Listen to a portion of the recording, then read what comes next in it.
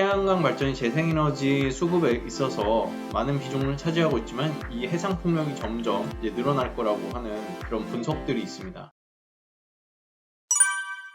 안녕하세요. 송준호의 생활 ESG입니다. 최근에 우크라이나를 침공한 러시아에 대해서 서구 국가들을 중심으로 정치, 외교적, 경제적인 배제 정책들이 속속들이 나오고 있습니다. 특히나 이제 유럽 국가 같은 경우에는 러시아에 대한 화석 연료 의존도가 높거든요. 전체 수입량 기준으로 봤을 때 석탄 같은 경우에 46.7%, 석유는 26.9%, 천연가스는 41.1%로 상당한 의존도를 보이고 또 국가별로 더 높은 국가들도 있습니다. 여기에 대해서 에너지 독립 하겠다 하면서 지금 우크라이나 침공에 대한 어떤 정치적인 입장을 표명을 하는 것이죠. 지난 5일에 EU가 또 40억 유로, 약 5조 원에 해당하는 러시아산 석탄 수입을 금지하겠다라는 5차 제재안도 발표를 한 바 있습니다. 이전에는 지난달 이제 8일이죠. 러시아산 천연가스, 여기는 천연가스 수입량의 3분의 1을 줄이고 2030년까지 에너지 의존에서 완전히 벗어나겠다. 네, 연말까지입니다. 3분의 2. 이런 발표도 했습니다. 이런 상황 속에서 아무래도 이제 의존도가 높다 보니까 EU 국가들은 부족한 에너지를 수급해야 되잖아요. 정전 나고 생활이 멈추니까. 이거를 어떻게 충당할 것이냐를 봤을 때 각국이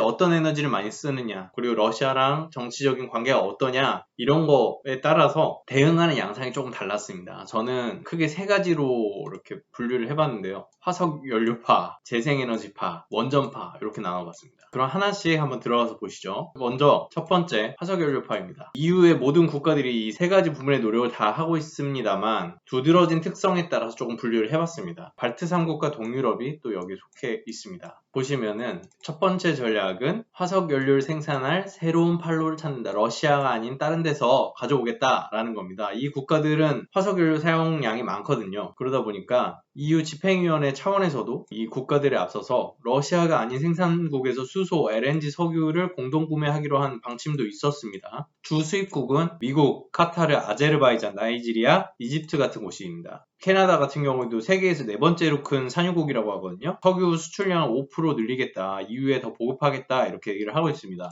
앞서 말씀드린 이제 발트 3국 같은 경우에 이제 라트비아, 에스토니아, 리투아니아거든요. 제가 옛날에 스웨덴 갔었는데 거기서 페리, 이 배를 타면은 이렇게 넘어갈 수 있는 곳이거든요.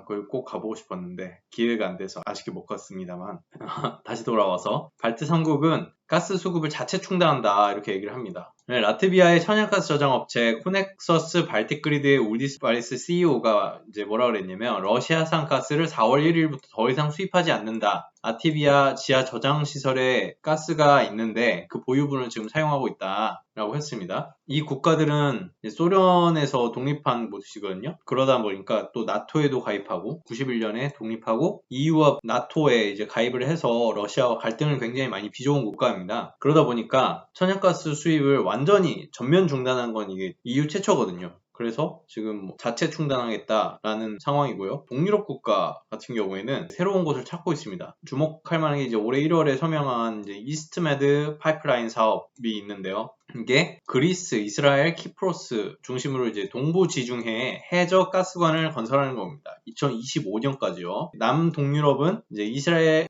레비아단 해상 가스전에서부터 그리스까지 이어지는 1900km의 관을 통해서 LNG를 보급받게 되게 됩니다. 새로운 이제 수입처를 찾은 것이죠. 이제 폴란드 같은 경우에 전체 발전량의 70%를 화석연료 발전을 사용하고 있습니다. 이렇게 동유럽 국가들은 화석연료 의존도가 높기 때문에 그나마 탄소 발생량이 그나마 좀 적은 LNG를 하나의 브릿지 연료로 넘어가는 전환 연료로 사용하게 되는 그런 상황입니다. 물론 이렇게 표현했습니다. 탈석탄을 지지하는 선진국들도 에너지 위기에 무릎을 꿇었다. 독일 같은 경우에는 2030년까지 폐쇄할 계획이었던 석탄 화력 발전소 사용을 좀 연장할 수도 있다. 물론 내부에서 엄청난 논쟁들이 벌어지고 있지만 이런 얘기도 있었고요. 영국도 올해 9월 가동을 중단하기로 한 석탄 화력 발전소의 수명 연장을 검토하고 있다라고 합니다. 네덜란드는 2017년 가스 수출국에서 이제 점점 줄여서 수입국으로 전환이 됐는데 다시 이제 가스전 탐사를 해서 생산을 해야 된다 이런 의견들이 나오고 있습니다. 에너지 안보 때문에 지금 기후 위기 이런 국가들이 지금 기후 변화에 대응하겠다 해서 재생에너지 많이 높이고 있는 그런 국가들이잖아요. 근데 이제 에너지 안보 위기가 오니까 이런 의견들이 제기가 됐습니다.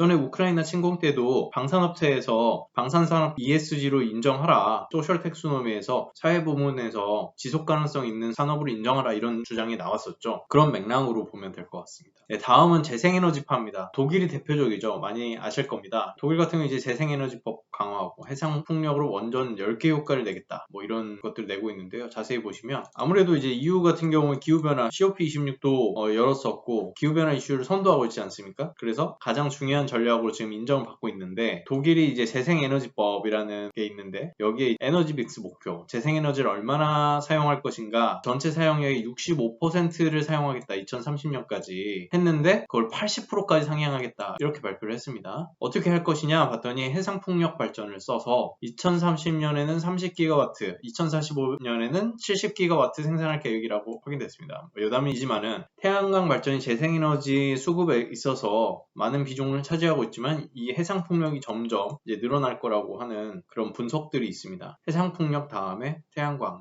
이런 식으로 재편될 건데요. 30GW 정도 되면은 해외 미디어 분석에 따르면은 원자력 발전소 10개가 생산한 전기량과 같다. 어마어마하죠. 이게 진짜 이렇게 된다면은 좀 어마어마할 것 같습니다. 그래서 이게 뭐 7월 1일부터 시행이 될 것 같다 이렇게 얘기를 하고 있고요. 그린 수소 수입도 있습니다. 그린 수소는 재생에너지로 생산한 수소죠. 독일 최대 에너지 그룹이 이온 같은 경우에 호주 재생에너지 기업 포테스큐 퓨처 인더스트리스랑 29일에 2030년까지 연간 500만 톤의 그린 수소를 호주에서 생산해서 유럽에 공급하는 방안을 모색하는 MOU를 체결을 했습니다. 그러니까 호주 같은 경우에 수소를 논할 때 LNG도 마찬가지입니다. 하지만 수소를 논할 때 호주에서 정말 많이 생산을 하고 주요 수출국으로 많이 거론이 되는 것이거든요. 그래서 잘 기억을 해주시면 좋을 것 같고요. 또 영국은 당연히 북해를 끼고 있어서 해상풍력을 거의 1위죠. 2030년까지 기존 30GW, 40GW로 늘리겠다 발표를 했고 40GW를 봤더니 영국의 모든 가정에 사용하는 전력을 충당할 수 있는 용량이라고 합니다. 그러니까 재생에너지도 오히려 이 기회를 통해서 잘 키우면은 진짜 논란이 되는 그런 에너지들을 충분히 커버할 수 있지 않을까, 그런 기대를 한번 해봅니다. 뭐 덴마크 같은 경우에도 풍력 발전 되게 유명하죠. 자, 마지막 원전파입니다. 여기도 논란이 참 많은데요. EU 텍소노미 녹색 분류 체계에서 원전 인정을 한 바 있습니다. 물론 여러 가지 조건은 붙습니다. 원전파에는 대표적으로 우리가 잘 아는 프랑스가 있습니다. 이제 영국과 핀란드, 뭐 벨기에 등이 또 더해지고요. 주요 전력은 신규 발전소를 짓고 수명 연장하고 SMR과 핵융합 연구에 박차를 간다. 유럽 안에서 이렇다는 말씀이고요. 북미 지역 같은 경우에도 캐나다나 미국 같은 경우 저희 임팩트홈에서도 많이 다뤘는데요. 원전에 대해서 많이 투자를 하고 있습니다. 유럽 같은 경우에 한번 보시면 프랑스는 유럽 내에서 강력한 원전 정책을 펴고 있죠. 왜냐하면 제가 알기로 프랑스가 에너지 수급의 한 80% 정도를 원자력 발전소에서 얻고 있다고 합니다. 그래서 원전 폐지에 굉장히 반대를 많이 했었죠. 마크롱 프랑스 대통령이 지난 2월에 원자력 발전을 중심으로 한 에너지 정책을 발표한 바 있거든요. 근데 원자로가 2028년까지 6기를 새롭게 건설을 하고 원자력 발전소 건설하는 게 상당한 비용을 초래하기 때문에 여기에 대해서, 그리고 또 아시다시피 어디다 지을 거냐, 우리 동네는 짓지 말자, 뭐 이런 수용성 문제도 굉장히 크고 굉장히 좀 어려운 부분인데 6기를 새롭게 건설하고 2035년에 가동하는 그런 중심의 에너지 정책을 발표했습니다. 이제 마크롱 대통령이 원자력 8기를 더 짓는 방안을 검토 중이면서 프랑스 전력공사 EDF 이것도 많이 나옵니다. 여기 이제 원자력 안전공단이랑 원전 수명을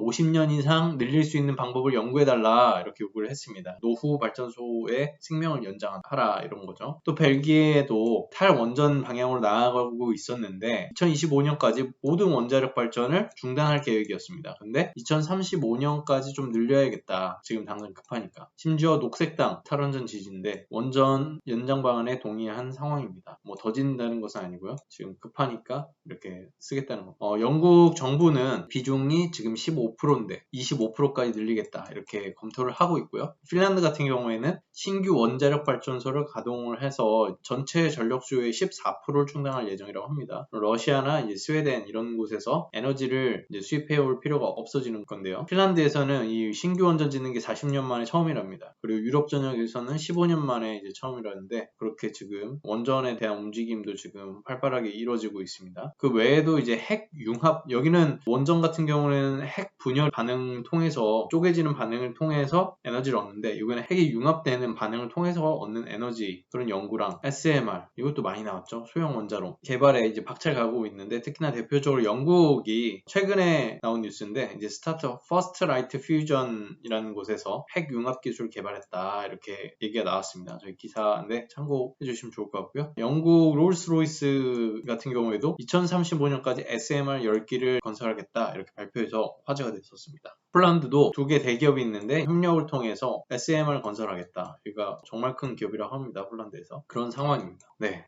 이렇게 한번 유럽 국가들이 러시아의 에너지 의존도를 낮추기 위해서 어떤 방향으로 노력을 하고 있는가 각국의 동향을 조금 살펴봤습니다. 앞으로 지켜봐야 되겠는데요. 오히려 이 상황을 통해서 유럽의 에너지 자립도라든지 어떤 재생에너지의 확대, 에너지 효율성 이런 부분에 있어서 어떻게 변화할지 좀 잘 지켜봐야 될 것 같습니다. 송준의 생활 ESG 여기까지 하겠습니다. 잘 들어주셔서 감사합니다.